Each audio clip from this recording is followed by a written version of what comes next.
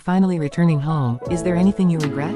I have traveled to Japan, so feel free to ask me anything. I consider myself quite knowledgeable about Japan. So I won't lose to you, who is studying abroad. Now that you're finally returning home, make sure to share your experiences in Japan with your friends and acquaintances. Since I've traveled in Japan and directly experienced its traditions and culture, feel free to ask me about anything I've learned or experienced, and I'll explain it to you. You seem to be pretending to know a lot, so first of all, what was the most memorable thing? Can you explain it properly?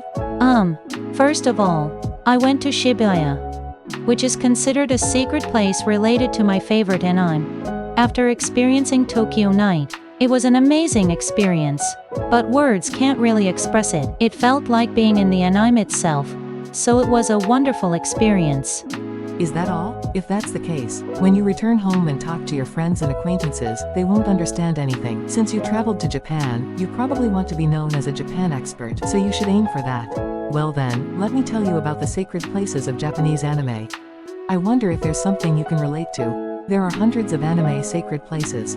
But if you're near Tokyo, there are 4 famous ones. I'll introduce them. You probably know them. You must have been there. I went to Shibuya on the first day. Shibuya is a sacred place for Jujutsu Kaisen and Tokyo Revengers. You knew that, right? What about the others? Did you visit places like Your Name in Shinjuku and Yotsuya, Slam Dunk in Shonen and Kamakura, or Neon Genesis Evangelion in Hakone? Those are the sacred places near Tokyo. Did you enjoy them properly? I went to important scenes that I saw in anime and took lots of photos. I also got some commemorative goods. As much as possible. The best part of the trip was getting cute sailor uniforms as souvenirs. And I even got to enjoy the school lunch. It was a miracle that I could eat it. It became an unforgettable experience. Just like the protagonist in an anime, don't you think? You had an experience like becoming the protagonist in an anime. Did you go to a cafe? I bet it had a Ghibli-like atmosphere and a retro feel. I went to a cave next to a plain ramen shop. Said to be into Tokyo's downtown area. The leather-covered bench seats were stylish. But you know what? There's one thing I regret. I couldn't hear the sound of cicadas. It's a shame. I'm sure I'll come back and hear it again. When it comes to Japan and anime, cicadas are a must.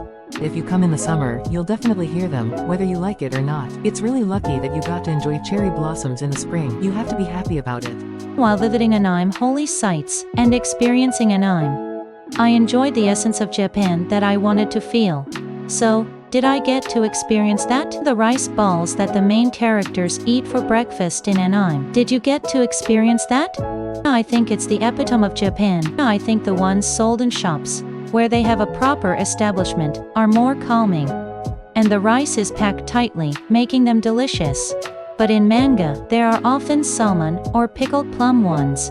And I can't help but think that pickled plums are a punishment. They weren't sour at all. How was it? I ate them. Since I came to Japan, I tasted them. Don't worry, I enjoyed pickled plums too. At first, I was surprised, of course. But overall, I was impressed by the essence of Japan, including that, once I go back home and save money, I'll come back to Japan while you are studying abroad.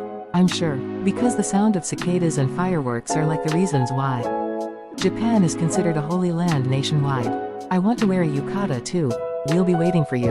Have a safe journey. Finally, as the departure time approached, the two of them bid farewell for a while.